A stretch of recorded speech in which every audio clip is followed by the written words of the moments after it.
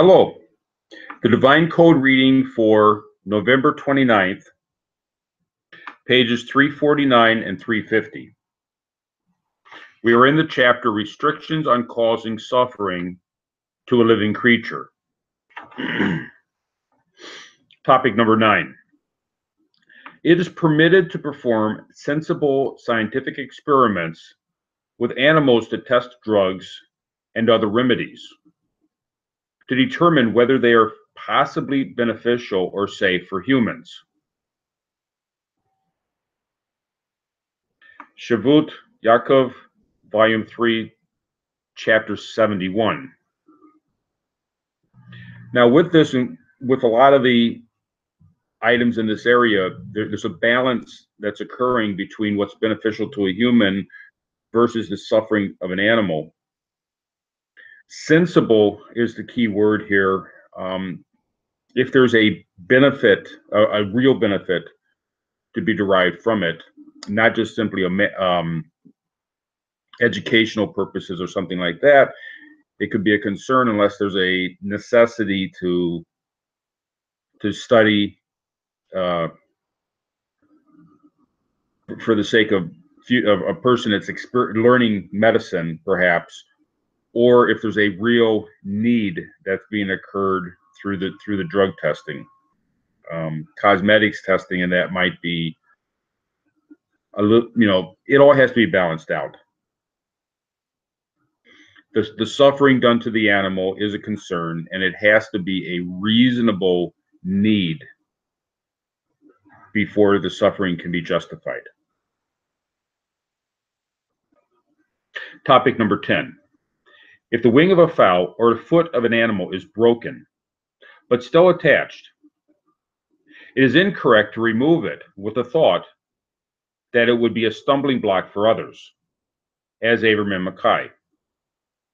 See chapter 4 above, which explains that the maimed or broken limb that is not detached from the body is permissible for a Noahide to eat after the animal is killed, and does not fall under the prohibition of Abraham Mackay.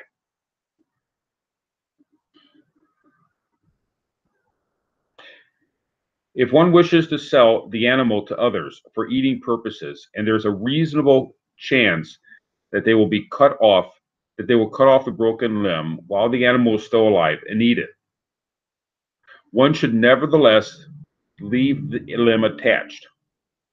The uncertainty of someone else transgressing the prohibition of Abraham Mackay does not supersede the transgression of causing unnecessary pain to animals.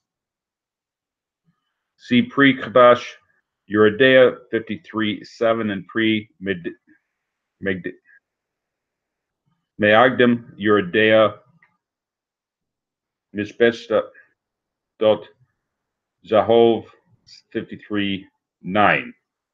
It seems that this is a ruling for Gentiles. On the other hand, a Jew is commanded to be a guarantor for every other Jew, so to make sure that the other Jew does not sin. But a Gentile who is commanded to remove something that would possibly cause another Gentile to sin may not do so at the expense of causing pain to the animal. So, again, this is all balancing out. In the case of Jewish halakha, there's a much greater, it's a commandment to look after each other in this regard. The Gentile does not have a commandment. The Gentile has, under the law of dinam, a responsibility to look after each other, but it's not a direct command. So, as it's an intellectually obligatory thing to do, it goes into an area where things are balanced. For the Jewish halakha, it's not balanced because there's a commandment saying that you have to look out for that other person, and therefore that outrides the other needs. For a Gentile, it does not outride because it's intellectually obligatory. At the same time, we have an intellectual obligation not to cause pain to an animal, and therefore we have to balance out the concerns. And the possibility that the person may eat the limb of a living animal, we don't go out of our way to prevent somebody else from sinning. To a certain reasonable extent, we do, but we don't have an obligation. Therefore, we don't go out of our way for it. If the person's going to sin, they're going to sin. And that's not the case for a Jew. A Jew does not allow the other Jew to sin. Therefore, we have to balance out, the Gentile has to balance out the question of having another person sin versus causing suffering to the animal. And this, of course, would require the question whether or not the removing the limb is going to cause suffering to the animal. It may actually help the animal, which is the next.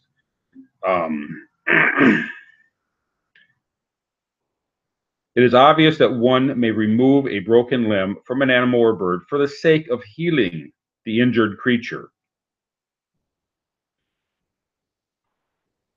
Now, within the context also, that unfortunately, the divine code is not always clear if we're talking about animals in general, any animal, if we're talking about domesticated animals, like farm animals or pets, or are we talking about wild animals?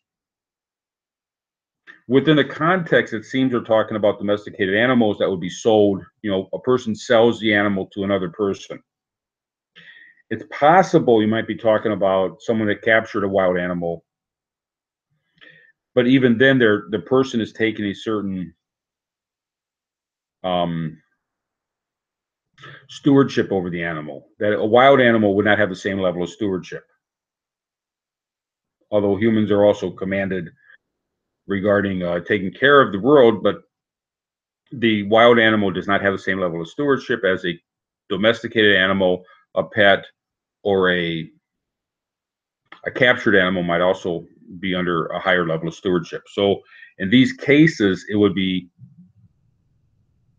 a responsibility of the person to try to help the animal. Although it is explained in Tractate Baba Batra 20a and in chapter 1 of this section that it is forbidden to cut the limb of a living animal, it is only forbidden when there is no purpose at all. But it is permitted for the purpose of healing the animal. And this will be discussed in the next page that's still in today's reading. So if we're healing the animal, it is permitted. If it's because we're doing it for the animal's sake, therefore it would have a overwhelm, a little bit of suffering for the animal creates a benefit for the animal. On the other hand, if we're talking about helping, preventing another Gentile from sinning, it's balanced out against that benefit is balanced out against the suffering caused to the animal. And in either case, we're talking about character development, we're talking about intellectually obligatory areas, and then we have to balance it out. In that case, we cannot cause suffering to an animal for the sake of the possibility that someone else is going to sin.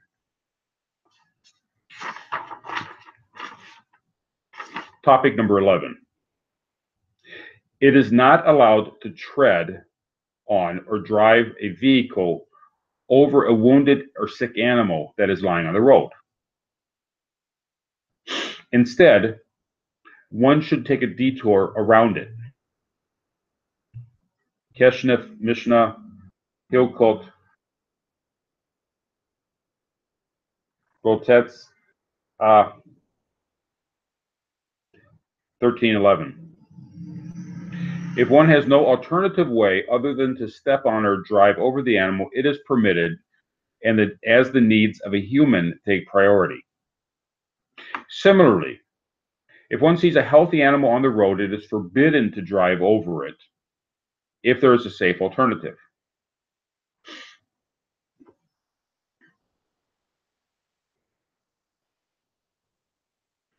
So if a person is driving or if a person's walking, if in the case of a injured animal, a person should try not to drive over the injured animal.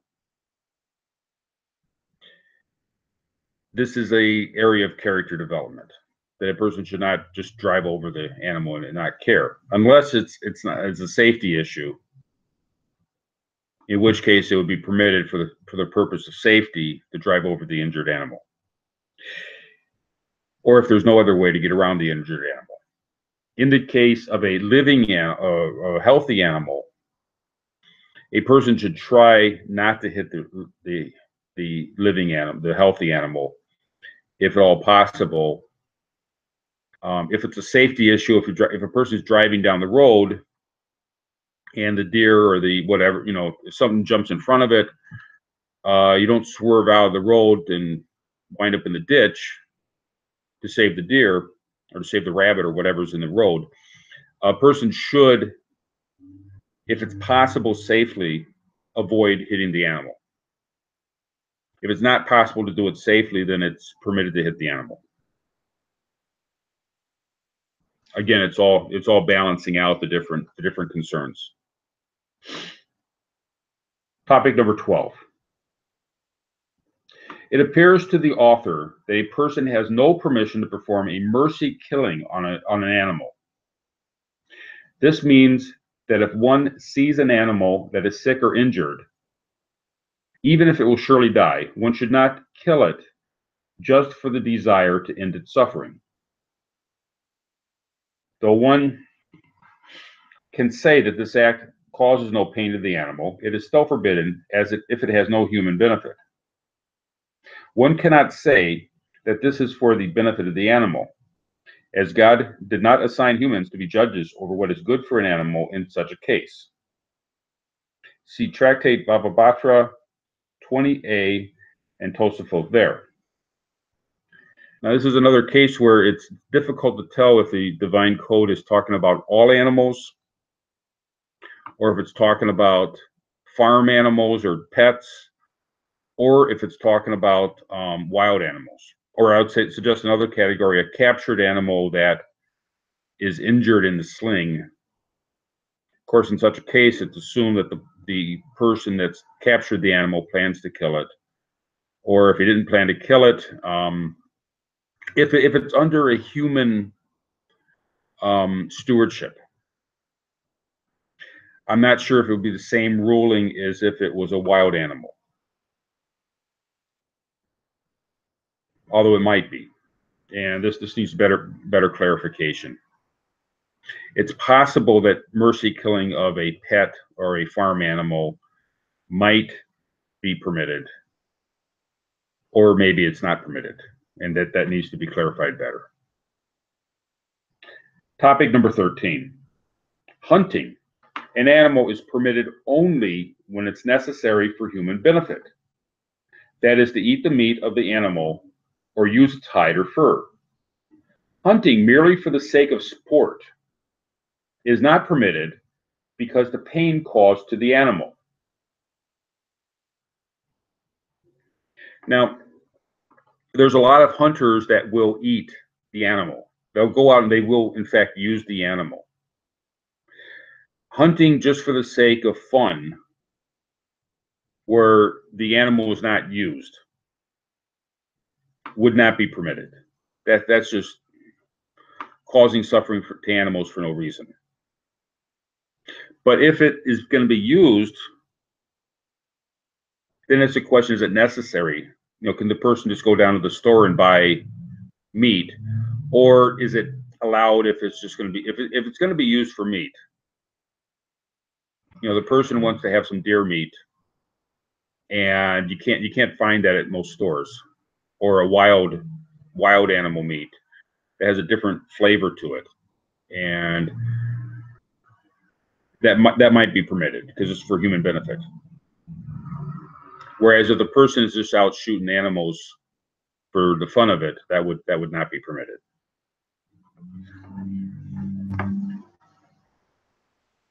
This applies even to beasts of prey when they are in their natural habitat, where they pose no threat to humans.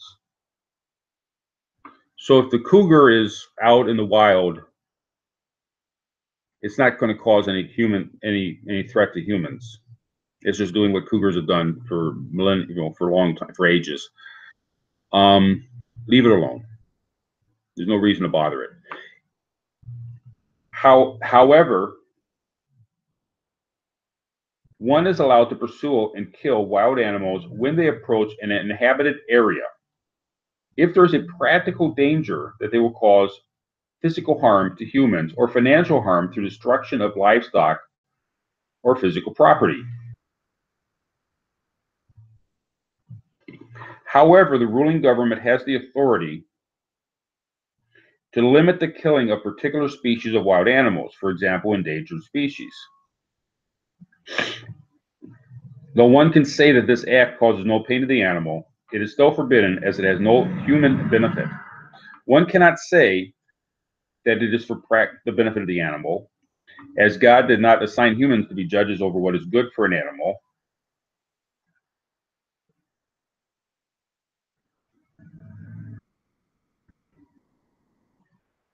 In such a case, that was actually the last footnote. The current footnote is Noga B. Yehuda, Volume 2, Yoreh De'ah, Chapter 10. So, if the animal is in an inhabited area, and it's a threat, the government of that inhabited area makes a choice of how to deal with it. And the government might give permission to citizens to kill animals in such a case, or the government might take it upon themselves to kill the animals in such a case. In my city, citizens do not have the permission to kill animals because they would be, except for like rodents and that, citizens are not allowed to just kill wild animals. And there's lots of regulations in my city concerning that. If a person puts poison out for pigeons, they can get arrested for that. They can get in trouble for that with the city. It's against the law to put poison out for pigeons, even though that would seem logical in some cases. The city does not want that to be done. And in the case we get coyotes, we get wild animals such as coyotes that come into the city. The city has to balance out the safety issue that coyotes create for little puppies and that, versus the desire that the city has to, there's a certain attraction that it has to saying that there's coyotes inside the city. Therefore, the city takes on the responsibility of managing the wildlife that shows up in the city. And so they might, in some cases, they might trap a coyote, take it elsewhere, take it off to a forest preserve and let it go. Or they may just look the other way, depending on a variety of concerns that the city has. So the government has, in a wild area where there's no humans, there's no permission given to just kill animals because they're a pest, because they're not a pest in the wild. If they're in a settled area, then it's the government's responsibility to determine what the approach will be. And we have to follow what the government says in this regard. Capturing animals and putting them in a zoo for human pleasure appears to be permitted since this human benefit overrides the animal's discomfort. Likewise, it is permitted to raise docile animals in captivity since a person has pleasure in seeing these animals and it can alleviate a person's loneliness. This is not comparable to one who hunts animals needlessly. Even though a person gets pleasure from hunting, since by hunting he derives pleasure from the actual suffering of the animal, which is forbidden. So there's discomfort to the animal that occurs through having him as a pet. The dog would rather be running around in a field than sitting in an apartment, and the cat likewise. However, the small amount of discomfort given to the animal is overridden by the enjoyment that the person has by having a pet. And the discomfort given to wild animals that are placed in captivity in a zoo is overridden by the benefit that a population has from having a place to come and see these animals. And the development in the 20th century of creating more animal-friendly cages is a positive step and should be encouraged. And the idea of having a wildlife refuge park where people can come and see the animals in a more open environment is also a positive thing. But a person could have an animal in a more of a traditional cage, but that has to be definitely for the benefit of the population.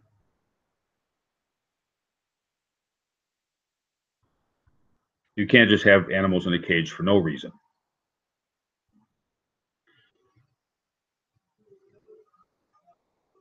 But in the case of a hunter, the hunter is deriving pleasure with shooting the animal, causing pain to the animal. And that's just a really not happy character trait that needs to be discouraged. If the benefit derived by the hunter is directly related to causing pain, and no other benefit is given, such as the food that will come from the animal. There's also concern with hunting. A government can cull the herd of a wild species. In the modern era, there's a necessity to balance out what exists in the wild, and the government will say a certain number of deer, for example, will be hunted. The government can make that decision. That's also there's a certain benefit to the animal for that.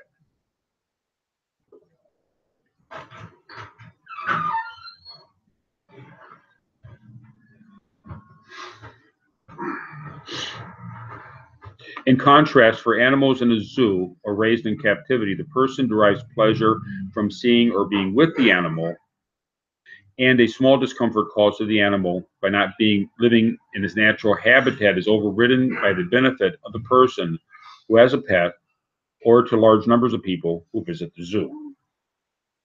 Needless to say, a zoo or pet owner should not subject the animal to cruelly inhumane conditions. Rather, there is a responsibility to provide a reasonable degree of comfort to the animal, and doing so will also increase the pleasure which people will be able to derive from the animal.